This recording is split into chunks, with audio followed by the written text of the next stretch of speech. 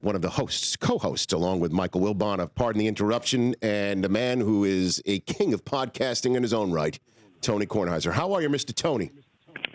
I'm fine. That's very flattering that you would remember that. Please. That's nice.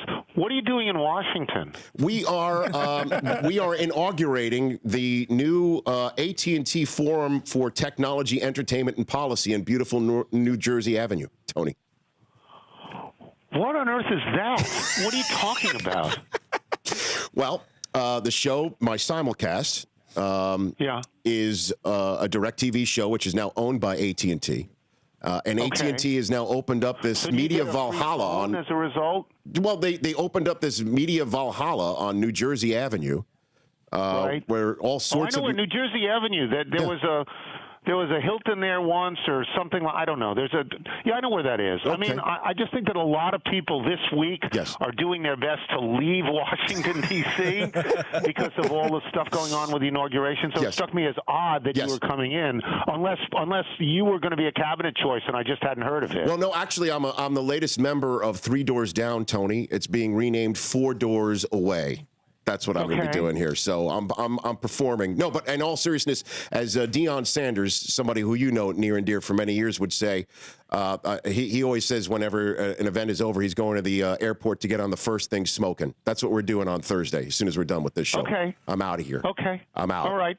How does this rank in terms of inaugurations that you've seen, inaugural weeks, Tony? Well, I mean, I think they're mostly the same. You know, there's a lot of people who are always disappointed and a lot of people who are always happy, and it becomes a magnet for both those sides, and I suspect that's what this is going to be as well. It gets really busy.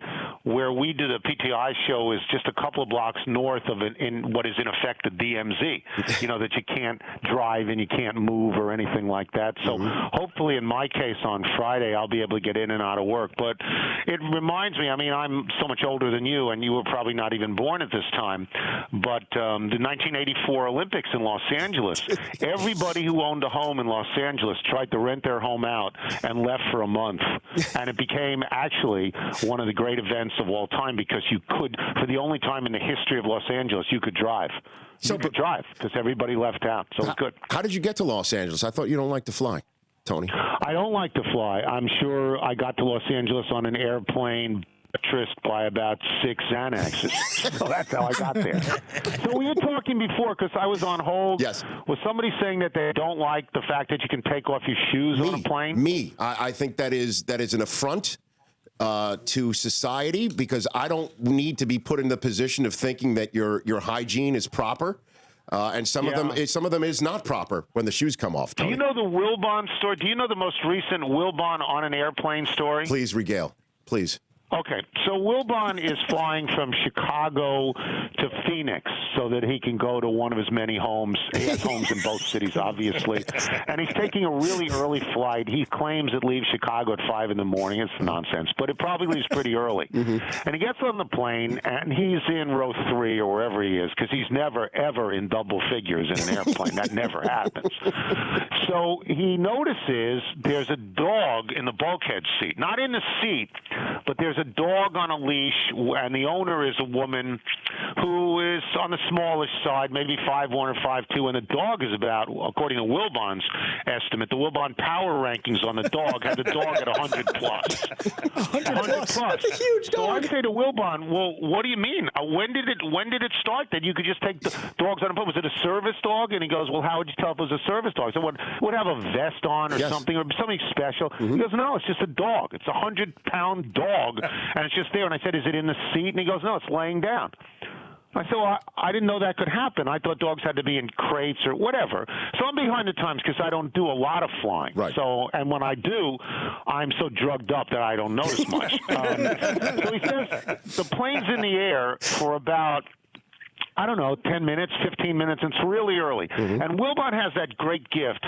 And this is, if you fly a lot and you have this gift, God bless you, I'm so envious. He falls asleep. I can't do that. I mean, he falls asleep, and he's asleep not on landing. He's asleep on taxi going possible. in. He catches up on all his sleep. So he's about to go to sleep when he says he notices that the dog is struggling to get into the aisle. He doesn't really understand why the dog is doing this. And the owner of the dog is trying to hold the dog back, but finally she's overwhelmed by the dog's pure size and power. And now the dog is in the aisle. And he says, Wilbon says, the dog looks at the door, looks longingly at the door, barks once, and within 10 seconds unloads 100 pounds of hello, I'm in the plane. Oh. And Wilbon said, are you worried about feet, Eisen? Wilbon said that this was the most impossible, pungent, awful smell of his life, and he had 3 hours left on the flight. Well, Tony, Tony, this is your first Rich Eisen show foray, and I'm as you know, very affectionate towards you, and I would wish you could have come on sooner, and I'm glad that you're on now. But little do you know, we have the foremost in-flight dog pooping expert of all time sitting here on the show, and my compadre, Chris Law, who once upon a time on a cross-country flight from Los Angeles to Philadelphia had to make an emergency landing because of such a dog drop. Yeah, Tony, if you will. We had a dog defecate how does this 3 happen? times. I thought you could only take service dogs on planes. Well, this was one of those wink, wink, nod, nod service dogs. So they were allowed to do it. Where you bought the vest at a kiosk when you went on the flight? Yeah, with some Dr. Dre beats. The dog defecated 3 times. They ran out of equipment to clean it up. 3 times? Yeah, the passengers were throwing up because of the smell. If you Google Chris Law dog poop on plane, you'll get about 75 hits. Okay, so then, Chris, will you call Wilbon so that you can get this information top 10 if it's I'm on it. Yeah. Now, these are 5 good minutes, right, Tony? I mean, just in terms of minutes. Oh, sure. Sure. Can I plug my podcast before you get rid of me? No, I'm not getting rid of you. I don't want to get rid of you, but go for it. What is your podcast?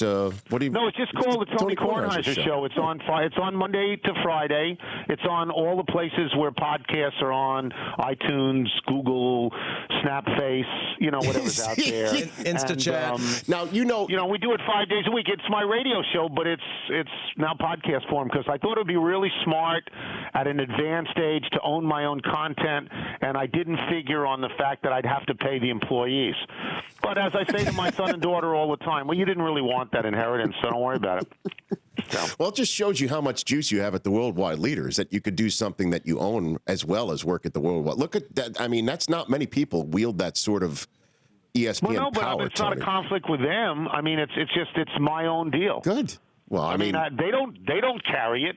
They don't carry it. Well, and they wish me good luck, and that's fine. Well, that's all that matters. I mean, that's all that matters. Yeah. Now, Belichick definitely knows there's no such thing as Snapface, right? Of course he does. It's a funny line. It's a really good line. Belichick is an actor. That's what he is. Belichick has created a public persona, which is extraordinarily effective, very difficult when you're in the media to deal with, but he's created a very effective character, an alter ego of Bill Belichick that is this incredibly anti-authority, anti-establishment figure, the sort of it would be more of a Robin Hood figure if he wasn't caught cheating on Spygate, but that's what it is. It's an act, don't you think? There's no question. And he plays it to the hilt, but you'd think that he wouldn't want, that he doesn't have time for that sort of thing, but it's also a smart, coat of armor. I think he does. Absolutely. He loves it. I mean, it enables him to go home at night knowing that he has revealed nothing to anyone that matters to him. Mm-hmm. So, and who is the most difficult you've ever dealt with as a member of media? Well, he's coach? up there. He's up there because Anybody? he's very smart. So you're always fencing. When I was doing Monday Night Football, I hated talking to him. I did. It was just pointless, because he wasn't going to tell you anything, and the frustration level was very high. I didn't even want to go to those particular meetings. He's difficult. I mean, everybody's got stories of a bunch of athletes that they don't like because they're difficult, but the fact of the matter is that you are intruding upon their lives in such a way that you have, that there's a give and take. I don't really understand this. I don't really understand how anybody in the media, and I would call it the press because I'm so old that that's what I'm used to, thinks that this is not an adversarial relationship. I mean, why do you think it isn't? Of course it is. You're intruding on their lives. You are at your best a critic, praising when it's deserved and knocking when it's not. But you're not pals. You're not friends. They have every right to be leery of you, and you have every right to be suspicious of them. So, I mean, even when political writers say, "Oh, this is going to be really bad. The next 4 years are going to be really bad." Well, you know what? Join the club. That's how it started out. It was adversarial. I got a couple minutes left before you've got to go do your show. The poll question today is: which of the four major teams here in Washington D.C. is going to most likely to win a championship first? Who would you take? Nats. Yeah. Nats. Yeah, you didn't stop. Yeah, well, who else is taking? I mean, look, you can turn away from history and you can take the Capitals if you want, but they have a very long history of being disappointing, even with great seasons in the playoffs. The basketball team's not going to win. The football team, no, they're not going to win, not in the immediate future. The Washington Nationals are a team that, in all probability, will get into the playoffs a couple of more times in the next 2, 3, 4 years, and they can win. Don't you think? What are other people saying? What is the poll question results right now? Yeah, actually 48% say the Capitals, 42% the Nationals. There you go. There's a lot of hockey fans out there voting in our app. Go for it. So wait. Yeah. 42 and 48, and I was an English major, but I think that's 90%. 90. Yeah, so that's 90. That means that people are actually saying that the basketball team or the football team is going to win? Looks like it. 2% for the Wizards insane. and 8% for the Redskins. Yeah. Huh, that is insane. They're not. That's crazy. So They're not going to win. Who's the next? Okay. Who's not the in the near future? Who's the next guest on the Tony Kornheiser show? Which athlete you having on, Tony? As you know, we never, ever have athletes. And when I was doing the radio show at ESPN, one of the many ways in which I got in trouble was to say I would never have athletes on. There's no point. They have nothing I want to hear. Universally, I would say that, and they would say, well, no, you should have them on. And at one time, this is so great, at one time I was given advice by somebody who will remain nameless, saying that what would be really great is if you had Joe Theismann on to review movies. And I said, well, why? Why would I do that? And I said, well, he goes to a lot of movies. Okay. Great. Yeah, no. So we didn't do that. We never did that. I didn't believe in athletes then, and I don't believe in them now. Now, sometimes you get them on the PTI show. That's a different deal. I don't have editorial control over that. And some of them are very, very good. A lot of ex-athletes. Like today on PTI, we're going to have Steve Young. Steve Young's great. There you go. Steve Young is great. There you go. And it's corporate synergy. Tomorrow on the podcast on the Tony Kornheiser show, we will have one ex-athlete. We will have, along with Tim Kirchin, who'll talk about the Hall of Fame, which I think that drops at 6 o'clock tonight. It does. Good use of drops. We'll have Ron Jaworski picking football games because Ron Jaworski handicaps on the show every single week. And to this moment, if you had bet with Jaworski on every single game, you would be 1 over 500. You would have money in your pocket. Not much, but money in your pocket. Tony, thanks for coming on. I miss chatting with you. It's a pleasure. I don't know why you're here, but whatever it is, via con Dios. Thank you, Tony. Say hi to everybody. Say hi to Michael and Ride Home and everybody else. Take care. That's Tony Kornheiser. The Rich Eisen Show, weekdays at noon Eastern on Audience.